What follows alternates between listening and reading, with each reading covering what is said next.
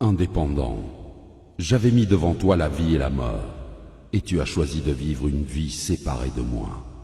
Et quoi? Pardon? On est où là? Excusez-moi, mais on est où là? C'est quoi cette histoire là?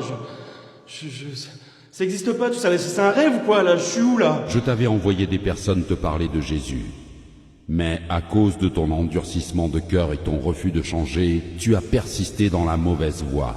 Attendez, quelle mauvaise voie là? Quelle mauvaise voie? Attendez, j'ai fait plein de bonnes choses dans ma vie. Moi, j'ai construit des orphelinats, j'ai aidé plein de gens autour de moi, j'ai adopté des enfants, j'ai jamais tué personne, moi. Mais qu'en est-il de ces bonnes œuvres? On m'a dit que vous étiez miséricordieux. Indépendant tenta de se justifier en relatant ses bonnes œuvres sur terre. Cependant, c'est par la grâce que nous sommes sauvés par le moyen de la foi.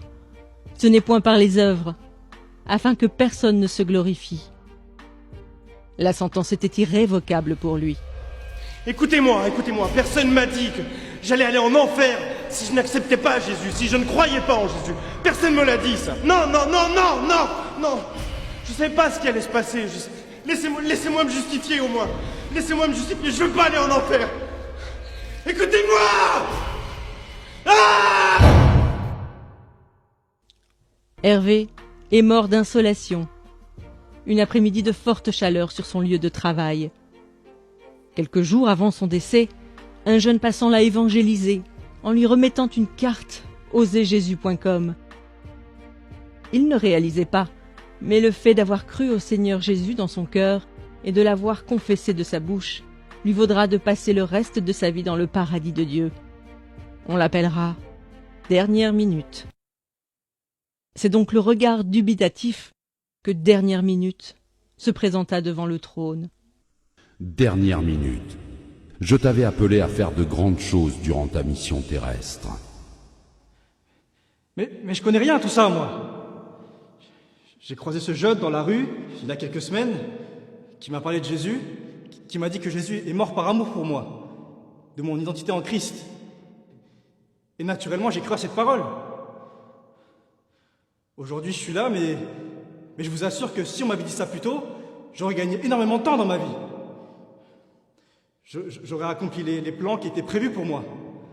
Pourquoi tous ceux qui croient en toi ne témoignent pas de leur foi? Pourquoi? En effet, quiconque invoquera le nom du Seigneur sera sauvé. Dernière Minute a fait le bon choix, peu de temps avant sa mort. En répondant à cet appel au cours de sa vie, son âme sera dans le repos pour l'éternité. Mais chacun recevra sa propre récompense, selon son propre travail. Voilà pourquoi les portes du paradis lui seront ouvertes, mais aucune récompense ne lui sera accordée. Éléonore est morte sur un lit d'hôpital lors d'une opération. Durant sa vie, elle a accepté Jésus et elle était zélée pour le Seigneur. Elle avait un titre important au sein de l'Église. Elle prêchait la parole constamment. Cependant, elle avait une relation adultère cachée avec un jeune frère de son Église. Elle a cru que le fait d'être utilisée par Dieu lui permettrait d'obtenir son passeport pour l'éternité. On l'appellera Double Vie. Double vie. Tu avais pourtant bien commencé la course. Pourquoi ton cœur s'est-il éloigné de moi? Mais Père, comment ça mon cœur s'est éloigné de toi? J'ai eu la foi en Jésus, j'ai cru en toi, j'ai engendré des jeunes filles dans la foi, j'ai fait mon ministère, Père. J'ai prié pour des malades, ils ont été guéris par ton nom, Seigneur. La parole de Dieu nous avertit qu'au jour du jugement, plusieurs personnes diront « Seigneur, Seigneur, n'avons-nous pas fait beaucoup de miracles par ton nom ?» Alors Dieu leur dira ouvertement « Je ne vous ai jamais connu. Retirez-vous de moi, vous qui commettez l'iniquité. » Le châtiment de double vie sera plus dur que celui d'indépendant, selon ce que Jacques avait annoncé. Qu'il n'y ait pas parmi vous un grand nombre de personnes qui se mettent à enseigner, car ceux-là seront jugés plus sévèrement. Mais Père, je suis ta fille. Je veux pas aller en enfer. Non, s'il te plaît, va. Brigitte a été emportée par la mort dans son sommeil au crépuscule de ses vieux jours. Pendant toute sa vie, Elle s'est efforcée à être trouvée bon et fidèle serviteur avant d'affronter ce moment ô combien décisif.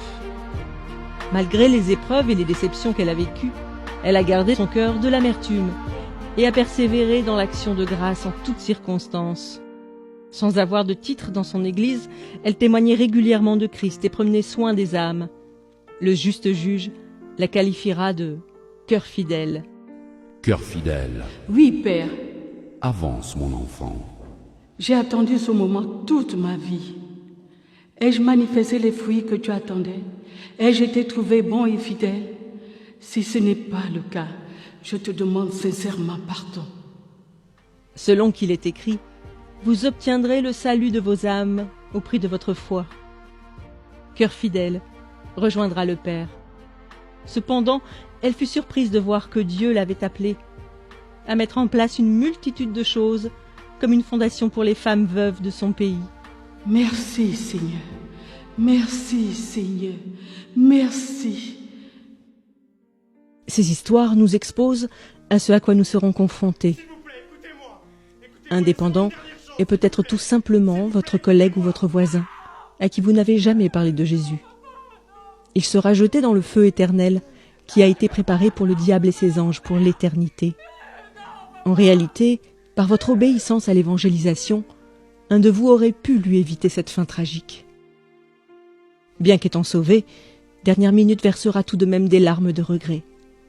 N'ayant pratiqué aucune bonne œuvre que le Seigneur avait préparée pour lui, il n'obtient aucune récompense, mais sera sauvé comme au travers du feu. Beaucoup de croyants n'allant qu'à l'église le dimanche et n'œuvrant pas dans le ministère verseront des larmes ce jour-là. Malgré son service pour Dieu, Double Vie passera l'éternité dans les flammes de l'enfer, car on demandera beaucoup à celui qui a beaucoup reçu.